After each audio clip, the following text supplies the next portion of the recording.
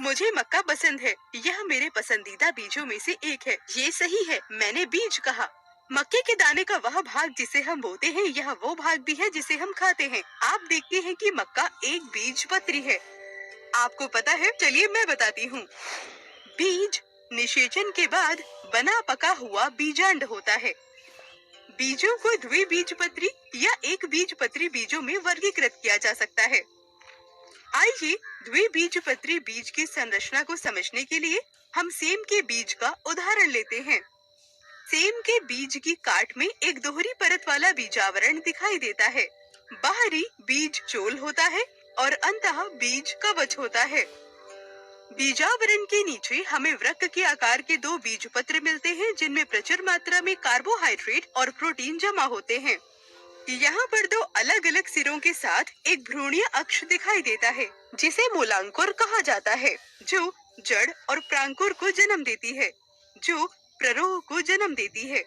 मूलांकुर और बीजपत्र के जोड़े के बिंदु के बीच का भाग बीजपत्राधार है, जबकि प्रांकुर और बीजपत्र के बीच का भाग बीज पत्रोपरिक है। मक्का के दाने का उदाहरण लेकर एक बीजपत्री बीज की संरचना का अध्ययन किया जा सकता है। मक्का का दाना एक बीज वाला फल है।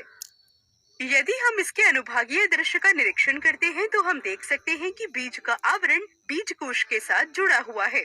बीज का एक बड़ा भाग भ्रूणपोष होता है, जिसमें भोजन का भंडारण होता है।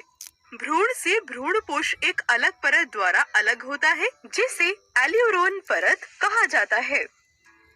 छोटा भ्रूण भ्रूणपोष के एक सिरे पर एक खांचे में स्थित होता है।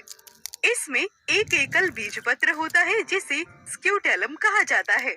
निचला नुकीला सिरा मूलांकुर है और ऊपरी पत्ती वाला सिरा प्रांकुर है। मूलांकुर एक सुरक्षात्मक खोल से ढकी होती है, जिसे मूलांकुर चोल कहा जाता है, जबकि प्रांकुर शंक्वाकार खोल से घिरा होता है, जिसे प्रांकुर चोल कहा जाता है। इस प्रकार मक्का एक बीजपत्री भ्रूणपोषी बीज का एक उदाहरण है।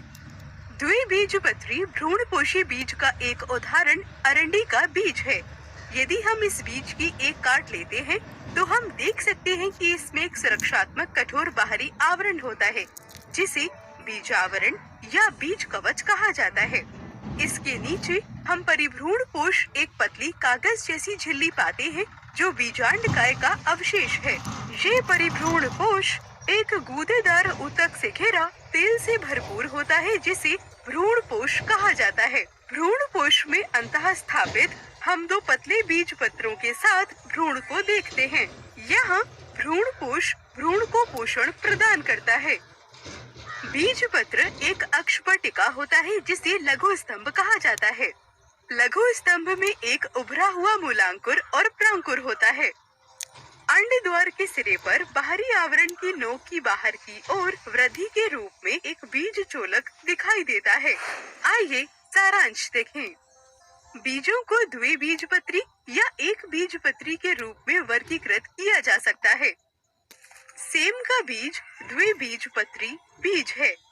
मक्का का दाना एक बीजपत्री बीज है।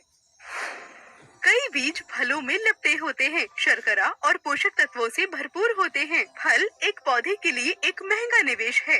वे उस ऊर्जा को कहीं और खर्च कर सकते हैं जो वे फलों में जमा करते हैं। अतः पुष्पी पौधे फल क्यों बनाते हैं? क्योंकि बीजों के अंदर भविष्य के पौधे भी शामिल होते हैं।